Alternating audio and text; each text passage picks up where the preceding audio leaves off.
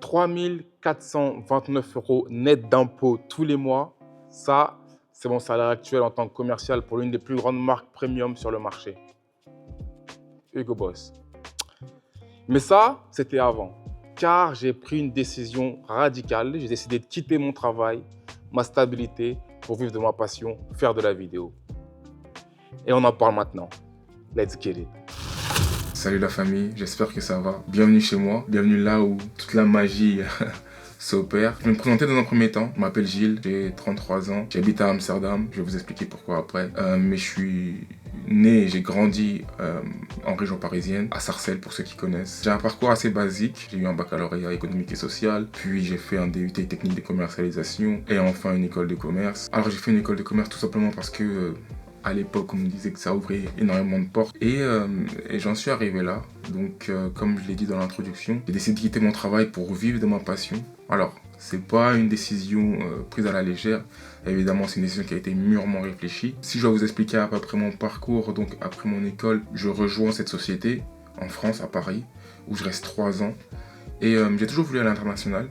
J'ai toujours voulu aller à l'international. Il faudra que j'articule dans ces vidéos. Et donc, grâce au poste que j'avais la possibilité de bouger en fait. C'est pour ça que j'ai atterri à Amsterdam, aux Pays-Bas, il y a 3 ans maintenant. Et en parallèle de ça, j'ai commencé la vidéo il y a 5 ans à peu près. Alors, au début, évidemment, comme toute passion, ça commence comme ça. Je filmais mes amis, je filmais ma famille, je me filmais moi en vacances, etc. Et très vite, en fait, j'ai commencé à vraiment aimer. Et ça a pris un peu plus de place. Donc, au début, j'ai acheté ma première caméra. C'était un Canon M50, pour ceux qui connaissent. Très bonne caméra pour débuter, franchement, je recommande. Grâce à cette caméra, j'ai pu faire mes premiers projets rémunérés. Et très vite, j'avais de plus en plus de demandes. Du coup, j'ai décidé d'investir dans une nouvelle caméra, un peu plus pro, enfin beaucoup plus pro à cette époque. Parce que c'était le Sony A7 III. D'ailleurs, c'est le Sony qui me filme actuellement. Et à partir de là, j'ai commencé vraiment à travailler pour des événements, à être rémunéré par rapport aux projets que je faisais. Je gagnais plutôt bien, enfin à l'époque pour moi c'était assez convenable, sachant que c'était vraiment quelque chose que je faisais à côté et c'était vraiment pas du tout ma source de revenus principale. Parce que voilà, je travaillais, comme je vous l'ai dit, en tant que commercial. Et du coup, tout l'argent que je faisais grâce à la vidéo, c'était en fait juste un plus. Et à cette époque-là, je me disais pas, Gilles, vas-y, mais lance-toi à fond dans la vidéo. Parce que voilà, je voyais très bien qu'il y avait de la demande et que je pouvais faire peut-être carrière là-dedans. Mais à ce moment-là, c'était pas du tout un objectif. C'était vraiment juste une passion. Je travaillais beaucoup le soir, après le travail ou le week-end. Et ça me permettait de gagner de l'argent en plus de mon salaire que j'avais. Donc franchement, c'était super bénéfique parce que j'apprenais énormément aussi, je pratiquais. Et voilà, donc ça a vraiment commencé comme ça. Donc comment, à l'heure actuelle, je me dis que je vais vivre de ça, c'est un long cheminement en fait. Parce qu'avec mon travail, j'ai toujours été assez carriériste. Donc je me suis beaucoup concentré sur mon travail donc en tant que commercial et sur mon développement en interne. Et j'ai toujours voulu, d'un autre côté, entreprendre. Alors je dis entreprendre, mais je ne savais pas exactement dans quoi. Donc pendant mon école de commerce, mon M2, ma spécialisation c'était l'entrepreneuriat. Mais le problème c'est que je ne savais pas dans quoi entreprendre. Je savais qu'à un moment donné je voulais ouvrir une société.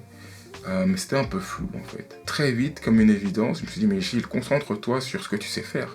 À l'heure actuelle, qu'est-ce que tu sais faire? C'est la vidéo. À l'heure actuelle, la vidéo, on en a besoin partout. Franchement, que tu sois une société, que tu sois un nouvel indépendant, peu importe. Si tu veux communiquer, surtout à l'heure des réseaux sociaux, le moyen le plus impactant, c'est d'avoir une vidéo qui promeut ton business ou ton événement, par exemple. Et du coup, avec cette réflexion, je me suis dit, mais Gilles, pourquoi tu fais pas ça en fait? En fait, j'ai eu un déclic, tout simplement. Parce que tout ce que je me disais avant, en mode non, j'ai pas envie de me lancer là-dedans parce que voilà, tous les jours il faudra faire de la vidéo, etc. Peut-être que ça va me plaire. Alors oui, j'ai eu ça, vu que je faisais de la vidéo tout le temps et je faisais ça le week-end et le soir, ça me prenait énormément de temps. À un moment donné, j'ai eu un genre de burn-out, en mode vas-y, j'ai plus envie de faire de vidéos en fait. Parce que ça me prend trop de temps, ça prend trop d'énergie. À la base, j'ai commencé ça en tant que passion et aujourd'hui, les gens m'en demandent un peu trop. Du coup, j'ai arrêté, je me suis vraiment concentré sur mon travail, donc mon travail en tant que commercial. Et j'ai mis un peu la vidéo de côté. Mais en fait, je pense que ça m'a fait énormément de bien. Parce que ça m'a permis de me recentrer en fait. Et aujourd'hui, depuis le début de l'année, depuis que je me suis dit que je voulais reprendre la vidéo de manière plus assidue et plus professionnelle, en fait, je kiffe. Vraiment, je kiffe chaque instant et ça me permet de penser à autre chose en fait. Quotidiennement, tu vois, quand tu as une passion et que tu mets du temps et de l'énergie dedans, évidemment, ça te motive. Et donc moi, c'est vraiment ce que j'ai connu en fait, ce que je connais depuis le début de l'année. Le fait de me recentrer sur la vidéo, ça m'a permis en fait de réfléchir à ce que je pourrais faire pour développer ce business-là. Et tout à l'heure, je vous ai dit, je quitte mon travail de salarié pour devenir entrepreneur parce qu'en fait, je vois pas la vidéo, enfin le fait d'être vidéaste, comme uniquement vivre de sa passion. Alors oui, évidemment, tu vas faire des vidéos, tu vas faire ce que tu aimes et tu vas gagner de l'argent grâce à ça. Ça, c'est une certitude. Mais la chose qui me motive en fait, c'est plus le côté entrepreneuriat et business. Parce que tu peux faire les meilleures vidéos du monde.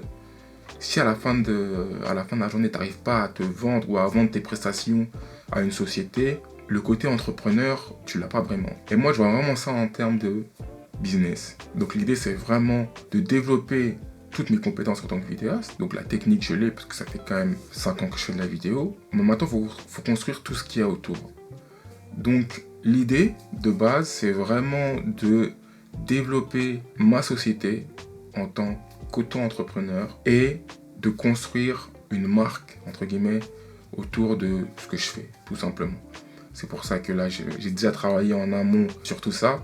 C'est-à-dire, je me suis créé une identité visuelle avec l'aide d'une graphiste, évidemment. Là, je suis en train de travailler sur mon site web et je suis en train de travailler sur les prestations que je pourrais offrir. Il y a des domaines, évidemment, de prédilection dans lesquels je voudrais travailler en tant que vidéaste. Mais étant donné que je commence mon activité ici à Amsterdam, l'idée pour l'instant, c'est de faire des vidéos, de trouver des clients et de faire des vidéos. Alors, le challenge actuellement, ça va être de me développer ici, aux Pays-Bas, parce qu'évidemment, le réseau que j'ai aux Pays-Bas, il n'est pas aussi important que celui que j'ai à Paris. À Paris, évidemment, si je dis, ça y est, je suis indépendant, je fais que de la vidéo, j'ai beaucoup plus de contacts et j'ai beaucoup plus de facilité à trouver des clients. Parce que, quasiment toute ma vie a été faite en France. Enfin, j'ai beaucoup d'amis qui travaillent pour telle ou telle société, qui peuvent m'aider à développer mon business, à faire des vidéos pour tel ou tel organisme, etc. Ici, c'est beaucoup plus compliqué parce que, certes, je suis aux Pays-Bas depuis 3 ans, mais le réseau que j'ai, il est très faible par rapport au réseau que j'ai en France. C'est un autre challenge, mais qui me motive d'autant plus parce que c'est comme si je devais tout recréer de zéro. L'idée, forcément, ça va être d'essayer de développer ce réseau et de réussir, en fait, tout simplement à Amsterdam. La question qu'on peut se poser, évidemment, c'est pourquoi avoir pris cette décision maintenant. Donc, comme je vous l'ai dit un peu plus tôt, à mon travail, donc après 6 ans dans cette société, j'avais l'impression d'avoir atteint un plafond de verre et que j'aurais encore dû patienter pour évoluer. Sauf que dans ma tête, j'ai toujours eu un plan, un schéma, on va dire, qui fait que j'ai certaines étapes à valider dans un certain laps de temps. Et dans mon travail, j'étais arrivé vraiment à la limite. Donc c'était soit j'évoluais, ou soit je prenais une autre décision, aller dans une autre entreprise. Sauf qu'à un moment donné, j'ai envie de me dire, je me suis dit, Gilles, faut que tu vives pour toi, en fait. Le salariat, c'est quelque chose que j'ai connu pendant 6 ans, et l'envie d'entreprendre, comme je l'ai dit, a toujours été présente dans ma tête. Et en fait, je me suis posé la question, mais Gilles, si tu le fais pas maintenant, quand est-ce que tu vas le faire, en fait ? Et en fait, le fait aussi de voir, parce que moi je suis beaucoup de gens sur les réseaux sociaux, sur YouTube, de voir des gens qui vivent de leur passion, qui vivent leur meilleure vie en fait, et qui ont eu le courage d'oser, je me suis dit pourquoi pas moi en fait, pourquoi que les autres. Si je me loupe, quelle est vraiment la conséquence ? Qu'est-ce qui se passe si je me loupe ? Si j'arrive pas à vivre de la vidéo, qu'est-ce qui se passe ? Absolument rien. Pourquoi ? Parce que un travail de salariat, je peux en trouver demain. Alors ce sera peut-être pas dans la même boîte, ce sera peut-être pas avec le même salaire, mais il y a toujours un moyen de retomber sur ses pattes, entre guillemets. Après, attention, j'ai quand même des finances de côté. Je ne me suis pas levé du jour au lendemain pour dire je quitte mon travail et je me lance dans la vidéo. Non, j'ai quand même un certain backup.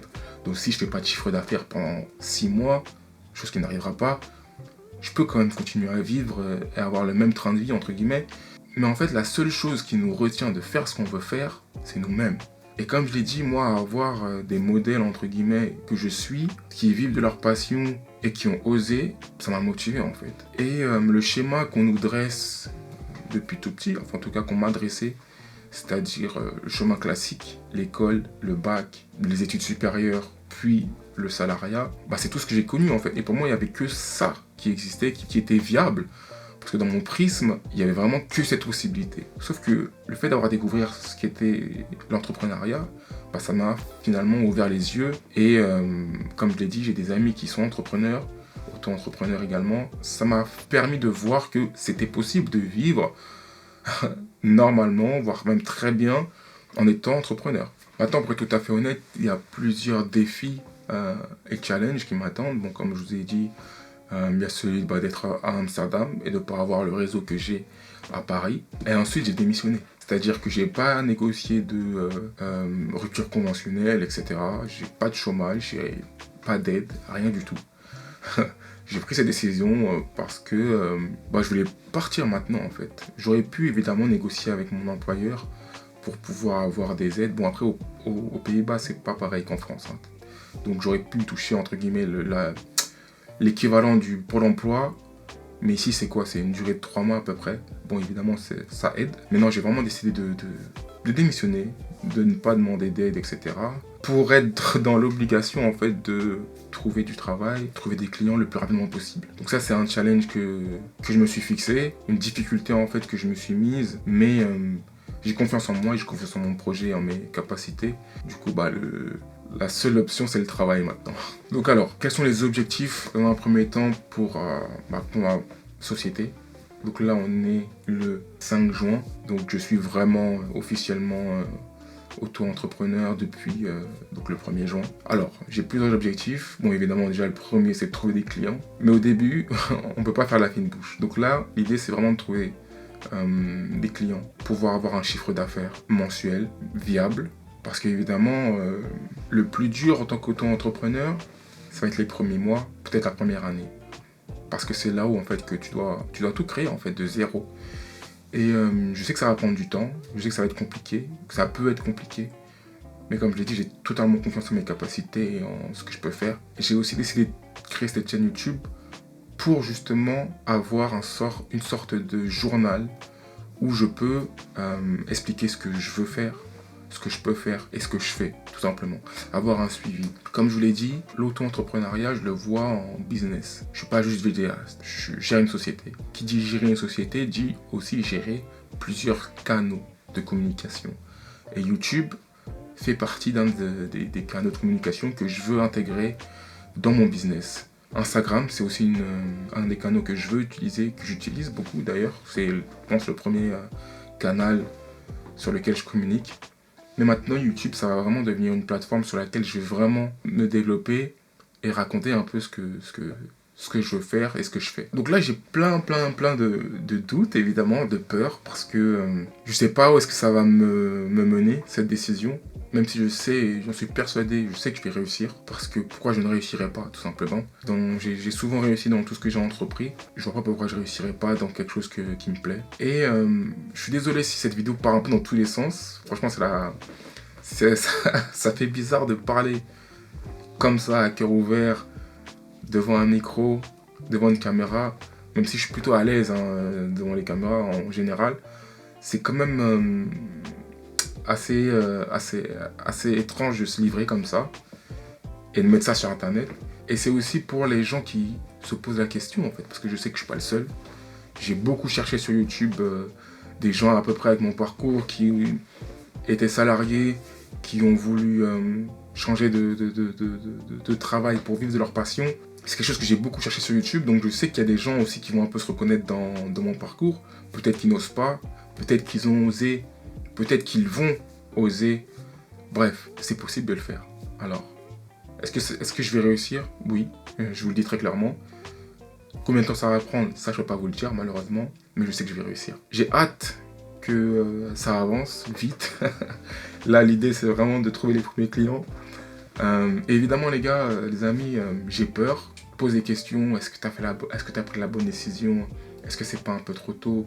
Est-ce que tu es sûr que ça va le faire? Mais, comme je l'ai dit, je crois beaucoup en mon projet. Enfin, en moi, déjà, dans un premier temps. Donc, il n'y a aucune raison que ça ne fonctionne pas. Voilà. C'était une vidéo un peu dans le désordre. J'espère que ça va quand même vous donner un peu de contexte. Et on parlera de manière un peu plus structurée dans les prochaines. Merci si vous êtes arrivé jusque-là dans la vidéo. N'hésitez pas à vous abonner si vous voulez suivre, en fait, comme je vous l'ai dit, les aventures et comment va se dérouler mon voyage d'auto-entrepreneur. En tout cas, j'essaierai de faire, d'être le plus transparent possible pour vraiment vous expliquer ce qui fonctionne bien, ce qui est plus compliqué, les hauts, les bas, les difficultés qu'on peut rencontrer en tant que auto-entrepreneur, et savoir déjà avant de se lancer toutes les difficultés qu'on peut rencontrer, ça peut vraiment vous aider. Si vous avez des questions, si vous avez des choses dont vous voulez que je discute dans la prochaine vidéo, n'hésitez pas à me le faire savoir en commentaire. En tout cas, merci d'avoir regardé la vidéo et on se dit à la prochaine. Peace.